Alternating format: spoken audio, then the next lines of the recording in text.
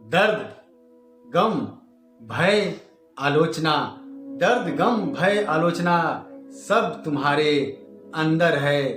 खुद के इस बनाए हुए पिंजड़े से बाहर निकलकर देख, तुम भी एक सिकंदर है। You are welcome in the motivational session presented by S.K. Singh. एक बड़े महानगर में प्राइवेट कंपनी में काम करने वाला एक कर्मचारी था। वह हमेशा अपने सहकर्मियों के कार्यों की बुराई करते रहता था। उसे सिर्फ अपने कार्यों में अच्छाई दिखाई देती थी। दूसरे की बुराई करना उसकी नियति बन गई थी।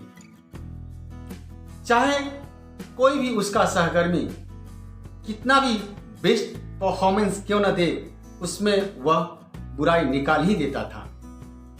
एक बार वह व्यक्ति अपने केबिन में बैठ के बाहर के दृश्य को देख रहा था। उसने देखा कि एक महिला गंदे मैले कुचैले कपड़े पहन के और गंदे कपड़े को छत पर सुखा रही थी। साथ ही साथ उसके घर की दीवार भी बहुत गंदी थी। वह यह सब नजारा देख रहा था। तब तक उसका एक सहकर्मी उसके केबिन में पहुंचता है और पूछता है कि क्या देख रहे हो। वह बोला कि देखो ना, यह महिला गंदे कपड़े को सुखा रही है। इसने जो कपड़े वॉश किए हैं वह कितने गंदे हैं। साथ ही साथ यह कितनी गंदी साड़ी पहनी है और इसके घर की दीवार कितनी गंदी है।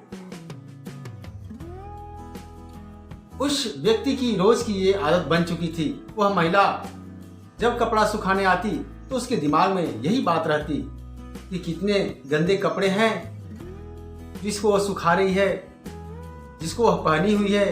इसके घर की दीवारें कितनी गंदी हैं। अकस्मात एक दिन उस कंपनी का बॉस उस कर्मचारी के केबिन में प्रवेश करता है। वह व्यक्ति बाहर के दृश्य को देख रहा होता है। तब तक उसका ध्यान उस बॉस पर आता है। वह भौंचक हो जाता है।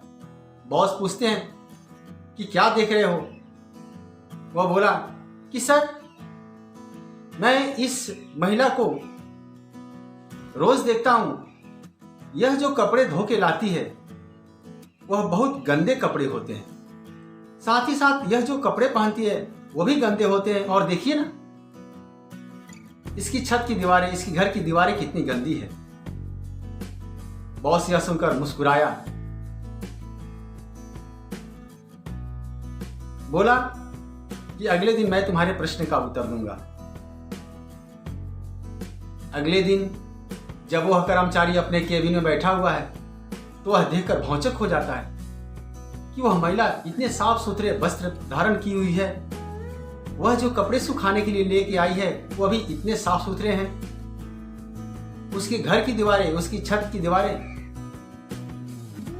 कितनी साफ सुथरी हो गई हैं। क्या वह रात में पेंट कराई है? ऐसे कैसे संभव हुआ? जब बॉस उस केबिन में प्रवेश करता है तो वह बोलता है कि वह महिला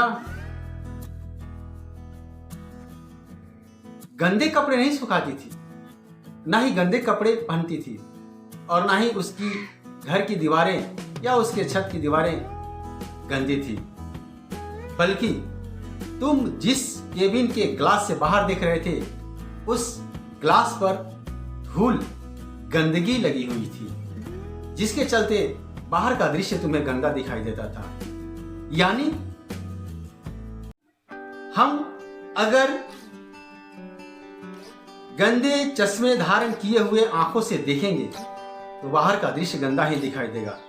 यह दुनिया कैसी है, यह दुनिया के लोग कैसे हैं, दुनिया की वस्तुएं कैसी हैं, यह हमारे देखने के ऊपर निर्भर करता है। जब तक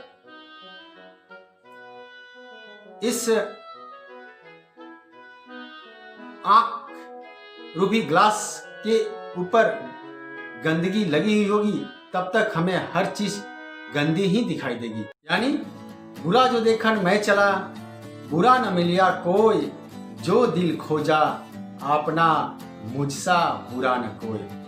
थैंक्स फॉर वॉचिंग।